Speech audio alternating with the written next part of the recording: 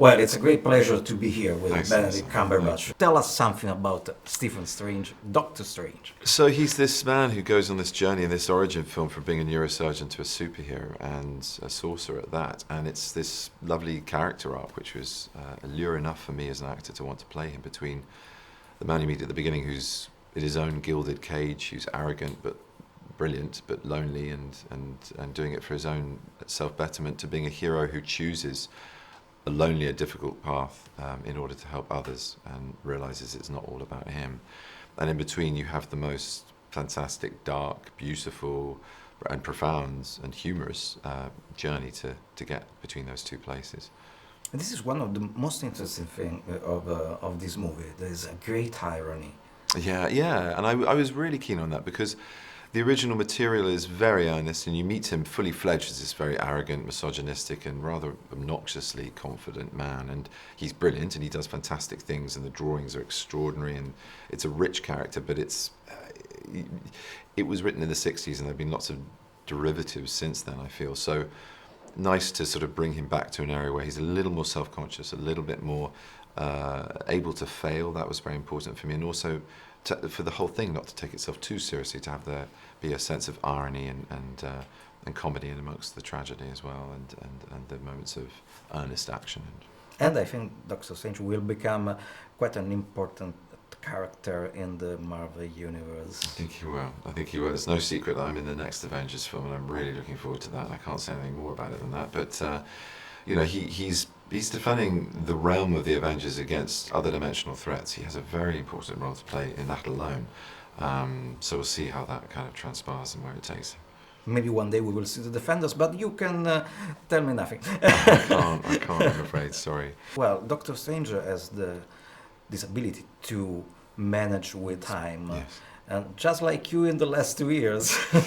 Yeah, it does seem like I crammed a bit in, but yeah, it's been an amazing couple of years. And unlike him, I wouldn't want to necessarily, well, there are obviously bits I maybe want to slow down. I find time does stretch, and it has done. It stretches and slows, and then also suddenly speeds up. It depends how busy you are, or what moments are happening in your life. And in my private life, of course, some wonderful things have happened, and in my public life, my work's been really thrilling and varied, and I count my blessings, but I'm really enjoying now. I think, unlike him, I wouldn't want to necessarily turn back time or forward time. I'm very happy with where I am now.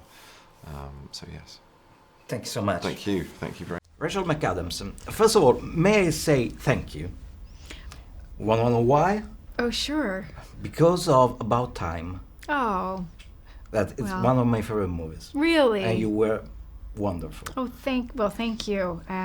Richard Curtis is a very special man. He makes lovely movies, so I was very thankful to him to be a part of it. Well, and you are now part of Doctor Strange, and talk us about your character, Christine. So Christine is an emergency room surgeon.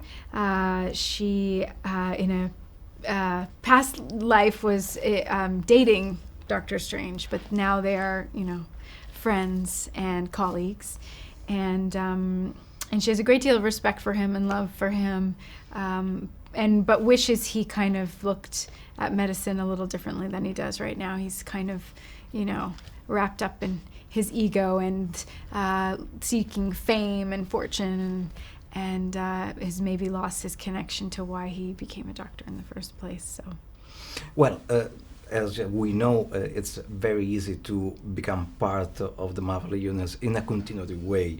So I guess this is what you hope for your character. I trust Marvel to,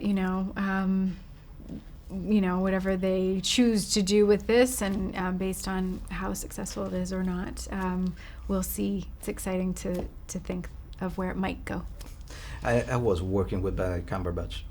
Oh, great. Amazing. Yeah, he's, it was one of the reasons I wanted to do the film, was to get to work with him, because I think he really is kind of an everyman in a way, and there's so few of those left, really. And I think he can wear all kinds of hats, and he's such a chameleon. He really does melt into his character. And I know he had a lot of pressure on his shoulders to become the Doctor Strange that everyone was hoping for, and I think he exceeds the expectations. Well, from Sherlock to another. Yes.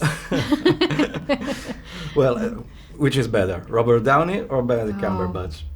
I mean, I'm going to give you a diplomatic answer, but it is because it's the truth. I think it's a testament to what extraordinary, clever, and creative actors they both are, that they, I mean, Sherlock Holmes has been done so many times. We've seen so many different incarnations, and yet they both seem to create their own very different versions that are both beloved. So, kudos to both of them. Talking about directors, Scott Derrickson is a very talented director. I really love to understand the director's vision.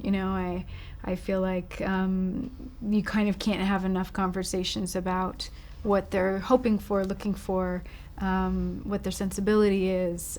So I think communication is huge, and you want to be able to trust each other and be able to take leaps and risks and fall flat on your face and know that, they'll come and pick you up and tell you that maybe that sucked, but that's okay.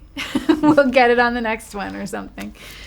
Thank you so much. Thank you. Nice to see you. Nice.